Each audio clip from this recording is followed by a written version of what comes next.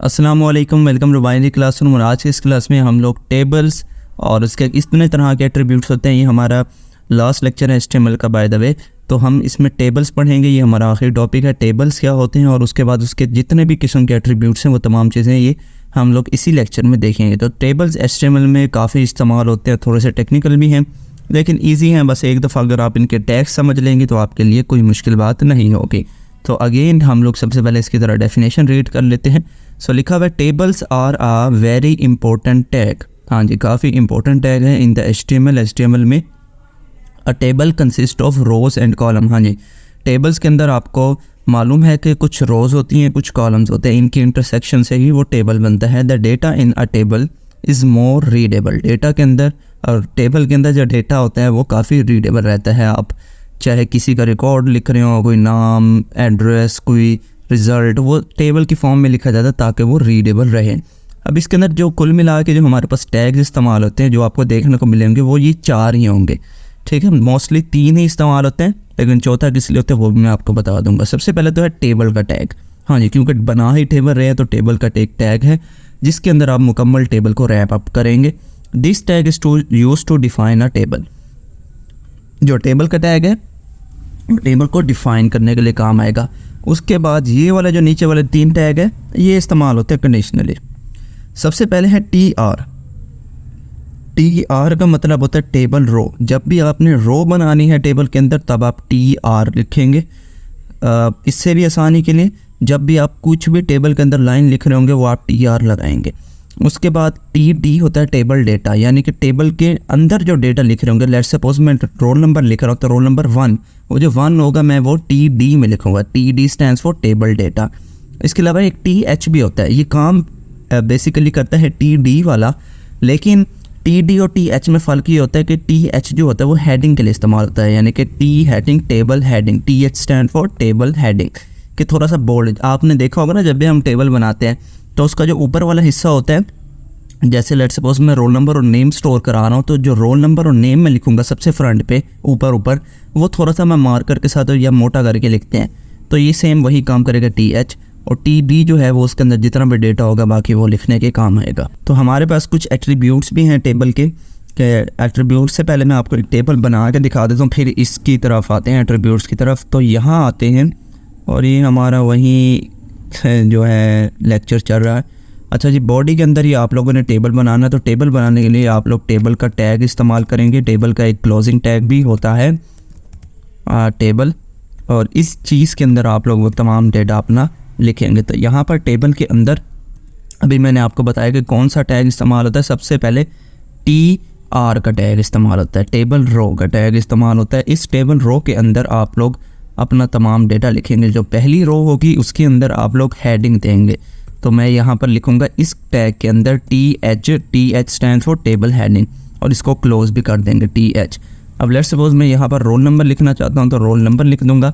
इसी तरह हम लोग और क्या लिखना चाहते हैं हेडिंग के अंदर, और हम लोग लिखना चाहते हैं कि नेम भी आ जाए। तो इसी को कॉपी करके इस रोल नंबर की जगह बस मैं नेम प्रिंट कर दूँगा। नेम के स्पेलिंग गलत, नेम हो गया। ये हो गया हमारा रोल नंबर और नेम जो पहली रो होगी। इसी तरह मैं दूसरी रो भी करूँगा, लेकिन दूसरी रो में मैं इसी को कॉपी कर लेता हूँ क्योंकि फॉर्मेट हमारा यही रहने वाला है। अब जो रोल नंबर है, अच्छा अब ये जो TH है इसको TD करना पड़ेगा मुझे, ताकि जो आपके TD हैं वो टेबल डेटा के लिए इस्तेमाल होता है। तो जहाँ जहाँ TH लिखा है वहाँ TD आ जाएगा। ये बात आपको समझ में आ रही है ना? यानी कि जो आप हेडिंग देंगे वो आप TH में देंगे, जबकि आप जो नेम लिखेंगे वो आप TD में लिखेंगे। तो यहाँ पर लेट्स सपोज मैं अली लिख देता हूँ। इसको सेव करके भी इतना ही मैं आपको आउटपुट दिखाता हूँ, फिर आगे बढ़ते हैं। इसको मैं रिफ़्रेश करता हूँ तो देखिए यहाँ पर आपको जूम करके थोड़ा मैं दिखाता हूँ।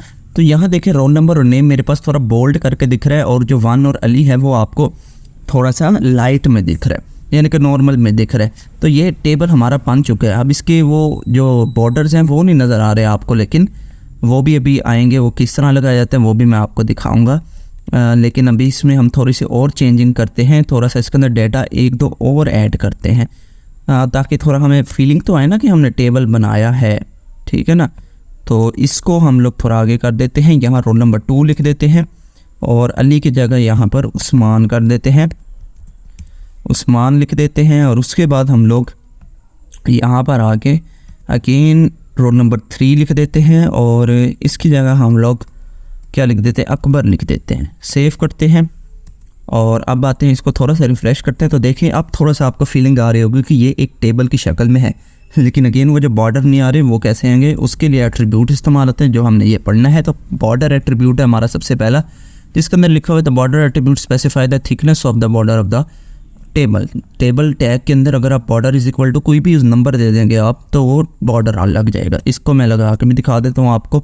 यहाँ टेबल का टैग है, टेबल के टैग के अंदर मैं बॉर्डर लिखूँगा। बॉर्डर लिखने के बाद मुझे डबल कोट के अंदर कोई भी नंबर देना है, जितना मोटा मैं जो हमारा बॉर्डर है वो चाहता हूँ। तो इस तरह करके रिफ़्रेश करूँगा तो ये देखें बॉर्डर आ चुका है। तो अब ये कुछ टेबल की तरह आपको मालूम लग रहा है।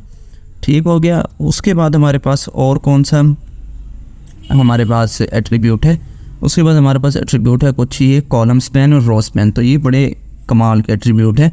जो कॉलम स्पैन होता है वो बेसिकली आपके कितने हमने कॉलम ऑक्यूपाई करने हैं उसको स्पेसिफाई करता है, और ये हमेशा हमारे पास TH या TD में इस्तेमाल होता है। सिमिलरली जो रो स्पैन है ये भी TD में इस्तेमाल होता है। ये हमें ये बताता है कि कितने नंबर ऑफ़ रोज़ आपने स्पैन करने हैं, यानी कि कलेक्ट करके एक बनाने हैं, वो होता है रो स्पैन। थ्योरी में नहीं समझ आ रहा होगा मुझे मालूम है, इसका प्रैक्टिकल लाजमी तौर पे हम लोग करके देखते हैं। लेकिन उसके लिए मुझे यहाँ पर देखें ना, मैंने ये 3 इसके रोज़ बनाई हुई है, तो ये मुझे करना पड़ेगा थोड़ा। अब लेट्स सपोज जैसे कि ये TH है, TH में कॉलम स्पैन अगर मैं करना चाहूँ तो मैं लिख दूँगा col span is equal to 2 करना पड़ेगा। उसको 2 हम लोग ऐसे लिख लेते हैं। ठीक हो गया। तो यहाँ पर ये करने से होगा क्या, अभी देखते कि क्या पता रिज़ल्ट हमें शो होता नहीं होता। तो देखिए यहाँ पर हमारे पास जो कॉलम है वो उसने 2 जगह ले लिया। अभी देखें ना, पहले यहाँ जो नेम था ना ये इसके नीचे आ रहा था अली, लेकिन अब ये रोल नंबर के नीचे आ रहा है। ये ऐसा क्यों हो रहा है, क्योंकि ये जो रोल नंबर है ये 2 कॉलम्स की जगह ले रहा है। कॉल स्पैन का मतलब कॉलम स्पैन के जितने नंबर हम वहाँ पर एंटर करेंगे उतने कॉलम्स वो घेरेगा। ठीक है। अब इसीलिए ये रोल नंबर और ये नाम इसके नीचे आ रहे हैं।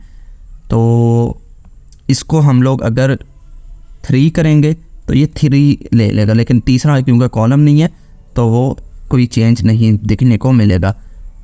इसको मज़ीद समझाने के लिए हम लोग ज़रा देखते हैं क्या करके देखें कि कॉलम स्पैन यहाँ पर लेट्स सपोज हमारे पास अगर है फुल नेम, हाँ फुल नेम काफ़ी अच्छा रहेगा। फुल नेम आपको पता है कि किसका कम्बिनेशन होता है, आपका अपना नाम और आपके वालिद का नाम।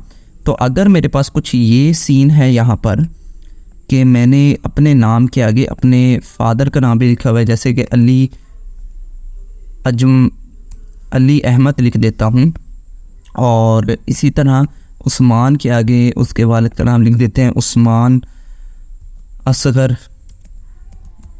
इसी तरह हम लोग अकबर के आगे लिख देते हैं, क्या नाम लिखें, अहमद लिख देते हैं। ठीक है, रैंडम भी मैंने चूज़ किए। इसको मैं सेव करूँगा। अभी देखिएगा आपको डाटा ज़रा चेंज दिख रहा होगा, लेकिन मैं ये चाहता हूँ कि मुझे ये फुल नेम जो है, ये जो अली और अहमद है, ये फुल नेम के नीचे दिखे, जबकि रोल नंबर है वो अपने टैग के नीचे दिखे। तो मैं क्या करूँगा, ये जो कॉलम स्पैन 2 लिखा हुआ है ये मैं कहाँ शिफ्ट कर दूँगा, ये मैं यहाँ फुल नेम के TH में शिफ्ट कर दूँगा। आप देखना ये हो गया क्या, फुल नेम जो है ये मेरे पास 2 कॉलम्स की जगह घेरेगा। देख रहे हैं, ये पहला जो रोल नंबर है, रोल नंबर के नीचे सारे रोल नंबर आ रहे हैं, लेकिन फुल नेम के नीचे नाम भी आ रहा है और उसके फादर का नाम भी आ रहा है, लेकिन ऊपर हेडिंग देखें वो एक ही आ रही है। लेकिन अगर हम लोग इसको 3 कॉलम में करते तो फुल नेम एक जगह आता, उसके बाद फादर नेम इसका अलग जगह पे आता। लेकिन वो जो फुल नेम वाली हेडिंग थी, क्योंकि हमने इसको कॉलम स्पैन किया कि जो 2 कॉलम की जगह वो आप ले लो। देखो ना, ये एक कॉलम और ये दूसरा कॉलम, तो 2 कॉलम को मिला के जितनी जगह बन रही है वो फुल नेम ले रहा है। तो ये काम होता है कॉलम स्पैन का। इसी तरह एक रो स्पैन भी होता है। लेट्स सपोज मैं कहता हूँ ये जो अली और उस्मान है इसका रोल नंबर 1 ही है, तो मैं चाहता हूँ कि ये जो 1 है ये 1 और 2 दोनों की जगह घेरे, ताकि मुझे पता लगे कि ये दोनों का रोल नंबर 1 ही है। अमूमन होता तो नहीं है, लेकिन ऐसा अगर हम कुछ सर्कस करना चाहें तब क्या करेंगे हम, तब हम करेंगे कि ये जो 1 है ना 1, इसके TD में लिख देंगे row span, SPAN span is equal to 2। ये करने के बाद जैसे मैं इसको सेव करूँगा और रिफ़्रेश करूँगा तो देखिए हो गया ना कि 1 और 2 जो है ये हमारे अली और इसमें जो है वो दोनों में आ रहा है। अच्छा यहाँ ये 2 अलग हो गया है, ये कैसे होगा? ये बेसिकली यहाँ जो ये सर्कस है ना, इसको मुझे थोड़ा सा रिमूव करना पड़ेगा। इसको सेव करके अब अगर मैं इसको चलाऊँ तो देखें अब ये सही हो गया।